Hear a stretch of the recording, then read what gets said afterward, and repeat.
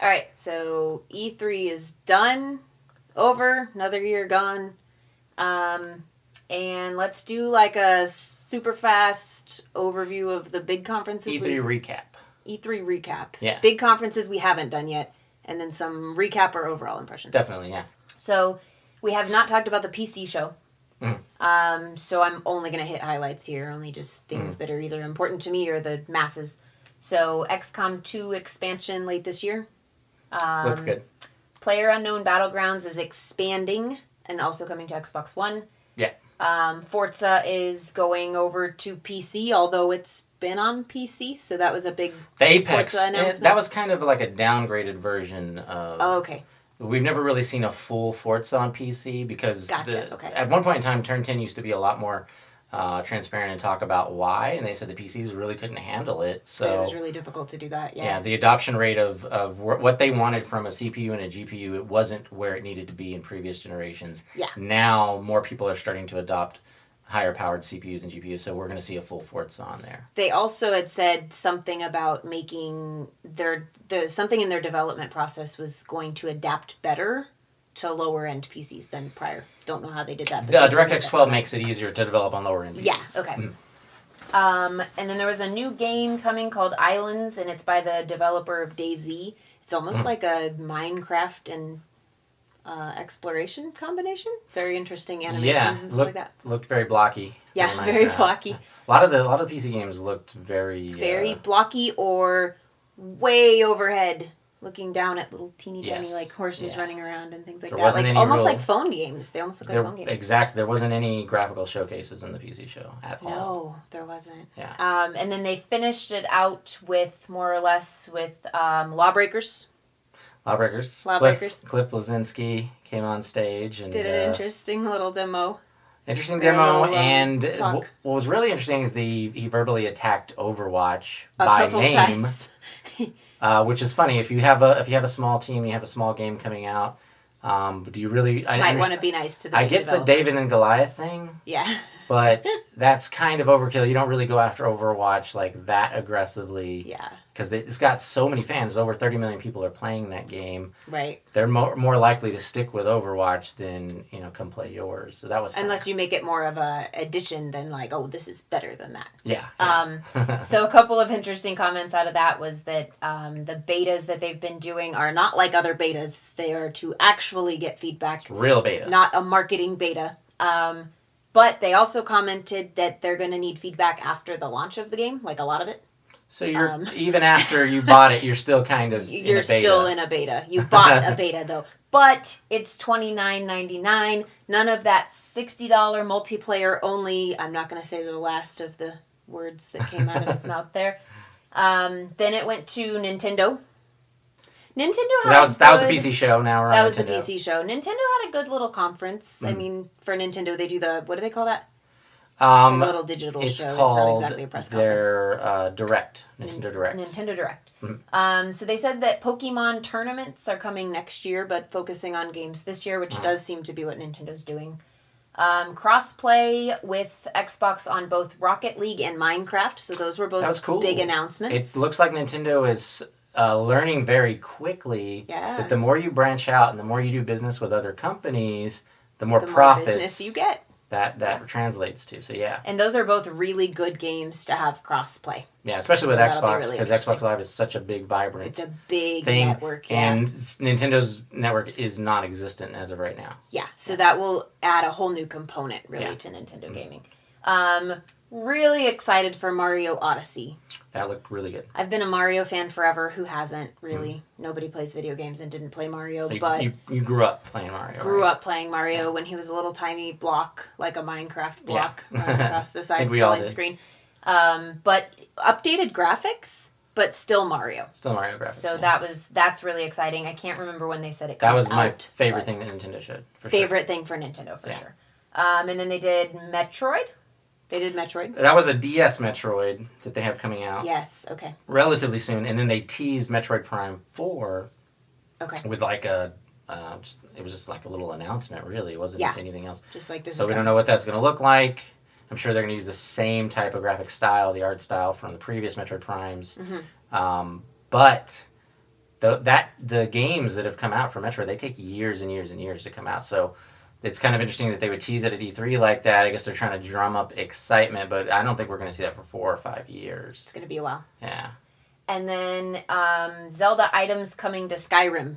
That's cool. Which kind of goes with crossplay and just working more with the other companies. Cross promotion, definitely. EA. So that was Nintendo. That was Nintendo. Mm-hmm. So with the EA, that started off E3 technically. That kicked off E3. Yeah, they decided to go a night before Microsoft, which was a bit of a shame, as it turned out. Yeah, it wasn't a great show. It's not a good show. What do you even remember that stood out from EA? Battlefront 2. They made a really big deal of Battlefront 2. It was a good chunk of time. They did. And then that jail game that's coming. You're breaking out of jail. The couch co-op game. Yeah. Which was a really interesting approach. Yeah. A lot of people said they liked it, though. A lot of people excited about it. I guess just depends on what kind of gamer you are and whether or not that makes sense for you. Mm-hmm. That is all I have from EA. Mostly what I remember from EA is a lot of awkward and strange, embarrassing moments. And there was a bunch of those. A lot of unprepared speeches and demonstrations. That was the rehearsal because they decided to go a night before Microsoft. Right. They're like, we'll rehearse and we'll knock it out at the same time. It's same fine. thing. It's fine. Just one fell swoop. The thing I remember most from EA was them teasing Anthem and then not demoing it on stage. Yeah. And then showing it on a Microsoft stage. So their best moment wasn't even their best moment. Because they decided to showcase it through Microsoft. But EA does have Anthem coming. So from an EA and what they have coming standpoint, by BioWare. Definitely excited about Anthem. So that's EA show, right? That's EA show. Mm-hmm. That's it. Okay. That's all I got. Ubisoft. So Assassin's Creed, but again, there was a bigger demo of Assassin's Creed. Not necessarily a bigger one, but I guess a different one at Microsoft's press conference also. Mario plus Rabbids. Yeah. Crew 2, Skull and Bones. Looked a lot like Sea of Thieves. And this is actually a combo of the things that interested me and the things that I saw interested a lot of people. So South Park going to mobile, Far Cry 5, Beyond Good and Evil 2. Anything you're excited for in that list? I hate to say it, I do like Ubisoft games, and I'm definitely interested in Origins, Assassin's Creed Origins. Looks really good. Nothing else really said, buy me or pre-order from what you just listed and from what I remember.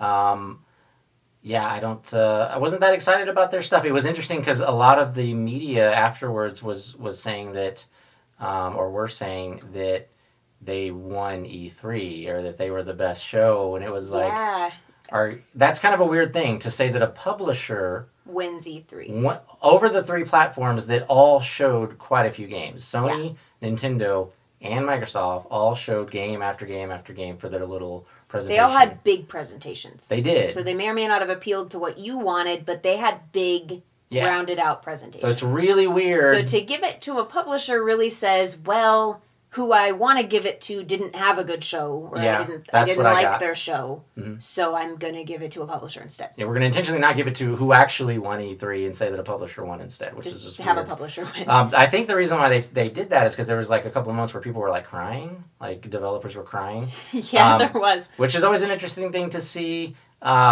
It doesn't have that effect on me. It doesn't make me want to play your game because you did that. Yeah. That says is how much struggle is going on behind the scenes. It's almost bad because it's like, well, obviously you're really proud of your work. It's like someone being proud of their kid. Mm-hmm. It doesn't make you think, man, your kid must be awesome. It just makes you think, yeah, proud parent. Yeah. So it's almost like, is your game actually that good? Mm-hmm. Or do you just love it so much because it's your baby that I'm supposed to think it's good? Well, a lot of people were saying Beyond Good and Evil just was incredible, and that's the reason why they were trying to give it to Ubi. But we've seen time after time they downgrade their games quite a bit, and that was clearly CGI. That was not gameplay. All of it. So that game is not going to look anywhere near that once it's finished. It's going to look quite a bit different. I think the only reason Beyond Good and Evil even had a lot of attention is because it's been a really long time and it was a really big surprise from what I've garnered from people. That's true. Yeah. So that's Ubisoft, right? For me, I'm kind of excited about Crew 2 because it's a different style racing game. So there's a lot of like little missions where you can ride on the cars and jump on the neighboring car, like a Fast and Furious style. So that's kind of exciting. And then I thought Skull and Bones looked a little bit intriguing. I think Sea of Thieves is going to be a blast. Skull and Bones is a lot more realistic graphics. It's not cartoon, so it's different. And it's another pirate game, which I can't say I've ever played a pirate game, so that'll be an interesting year when all the pirate games hit. But it did look kind of interesting. Yeah, it was okay. That was Ubisoft. All we've got left is Bethesda. Bethesda show. So it was 40 minutes. Right about there. 40 minutes, really short. Most of it was about Bethesda Land. Yeah. They kept doing like a little, it was similar to the style that they do the little intros to the Fallout games, like the little old TV type marketing thing. But I never figured out what the point was, and that was most of Bethesda's show. I think they were trying to fill out the show because they didn't have as many games. They didn't have much. What we thought. No Fallout 5 like I thought. They did do Fallout and Doom VR. Fallout VR we knew was coming. Doom VR, okay, all I can think is nausea. But other than that. And then Wolfenstein 2 was what they got the most attention That looked great, for. Yeah. Overall impressions, 2017 E3. E3. Here it is. Overall, it was a little bit underwhelming this time. It was lackluster. Either our this hype year. was way bigger than it should have been, Could have been a little or too our high. hype was where it always is every E3, and everybody kind of under-delivered a little bit. I feel like it's a little bit of both. Yeah. I feel like everybody delivered in their own right, and I think that if you ask each of these individual entities if they delivered, they would say yes. Yeah. But in comparison maybe to last year was a really good E3. The year before was pretty good too. The last 4 years have been very good. It's probably a lot of like kind of expecting it to look like that because if you take, for example, Microsoft's show, they showed 42 games. They just weren't the games we saw last year and the year before. They just looked different. So that was kind of weird. Overall, I felt like a lackluster E3, but also so much focus in so many weird places. VR was in everything except for Microsoft. There was a lot of VR. Except for Microsoft's show. I think they're the only ones that didn't do it. EA. Microsoft and EA didn't do it. That's true. Everybody else was not only emphasizing VR, a lot of conferences gave a lot of time to it, also emphasizing tournaments in VR. Yeah, I didn't even pick up on that. If you want to talk nausea, that's wow. But that was a huge focus. It took a lot of time.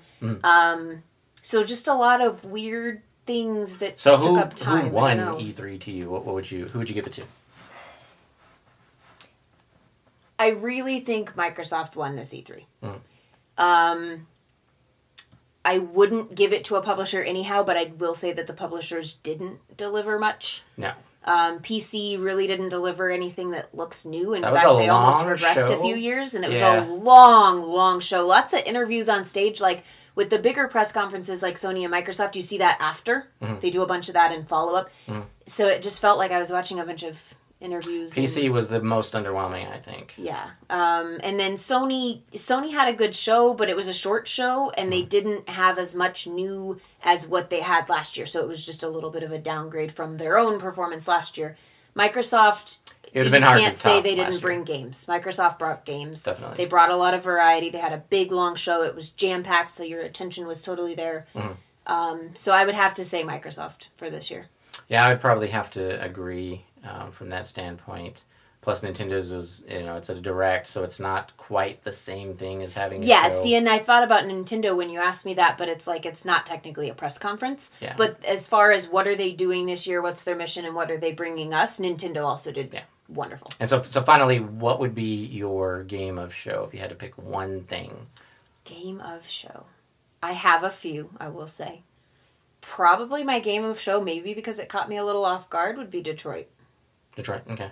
It looked really good. It looks really interesting. I really enjoyed Quantum Break's decision making, and it seems like this is a totally different style of that, but same concept. So I'm excited to see what it has to offer, although I have some really close seconds.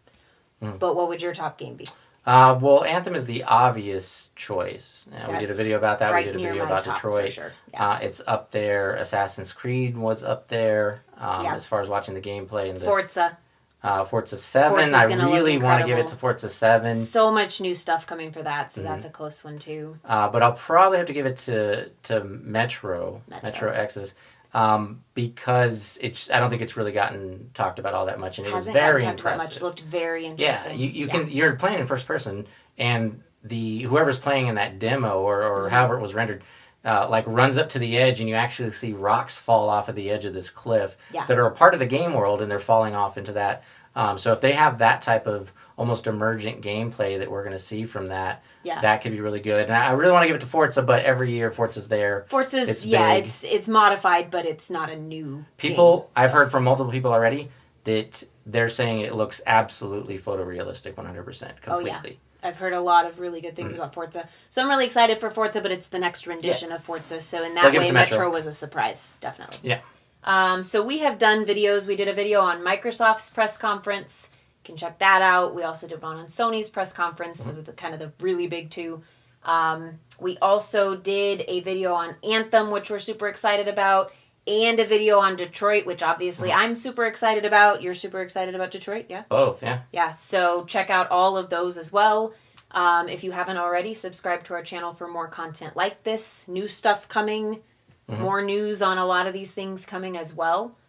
So if you like our content, subscribe and turn the bell on, and you'll get notifications. Let us know what you thought in the comment section as far as who won. We want to hear more of that type of thing. Who won E3? And then what game would you give it to if you had to pick one? And what game won E3? Definitely want to know what others think about that, because I've heard some varied opinions, and all of them are pretty good. So let us know what you think, and thanks for watching.